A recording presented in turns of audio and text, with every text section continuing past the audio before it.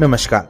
मुजफ्फरनगर की मीरापुर सीट से रालोद के विधायक चंदन चौहान को राष्ट्रीय लोकदल युवा का राष्ट्रीय अध्यक्ष बनाया गया है। संगठन के लिहाज से यह पद बेहद महत्वपूर्ण है और चंदन चौहान के सामने नगर निकाय और आगामी लोकसभा चुनाव को लेकर चुनौती भी होगी। यह बताना भी अहम है कि चंदन चौहान सपा में थे। 2022 विधानसभा चुनाव में मीरापुर सीट पर गठबंधन के तहत उम्मीदवार सपा का और सिंबल रालोद का हुआ था। चंदन चौहान चुनाव जीत गए थे। हालांकि चंदन चौहान का संपर्क अखिलेश यादव और जयंत चौधरी से बराबर रहा है। अब तक चंदन चौहान को सपा के नेता और रालोद के विधायक के रूप में देखा जाता था। चंदन चौहान के दादा नारायण सिंह चौहान यूपी के उप मुख्यमंत्री रहे थे और पिता संजय चौहान विधायक और सांसद रहे थे।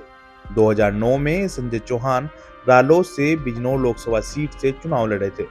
रालोद भाजपा का गठबंधन था और संजय चौहान चुनाव जीत गए थे। सूत्रों के अनुसार चंदन चौहान 2024 में होने वाले लोकसभा चुनाव में बिजनौर सीट से गठबंधन के टिकट की दावेदारी कर रहे थे। इसके लिए वे दिल्ली से लेकर लखनऊ तक सक्रिय थे। लेकिन रालोद मुखिया जयंत चौधरी ने चंदन चौहान को संगठन का हिस्सा बना लिया है और उन्हें युवा रालोद का राष्ट्रीय अध्यक्ष बनाया गया है। हो सकता है कि जयंत ने ये इसलिए भी किया हो जिससे चंदन पूरी तरह से लोकदली बन जाए।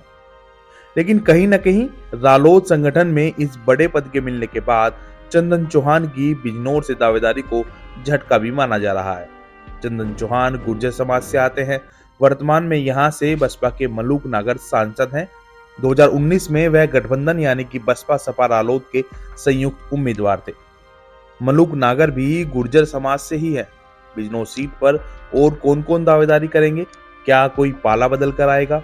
हालांकि ज्यादा संभावना यही नजर आ रही है कि बिजनौर पर गठबंधन उम्मीदवार गुर्जर समाज से ही हो सकता है ताकि एक मजबूत समीकरण बने।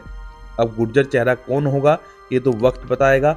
अहम यह भी है कि गठबंधन में सीट किसके खाते में रहेगी, लेकिन अंदर खाने काफी नेता टिकट के लिए जुटे हुए हैं। अखिलेश यादव, जयंत चौधरी और चंद्रशेखर आजाद की परिक्रमा टिकट की इच्छा वाले नेता खूब कर रहे हैं।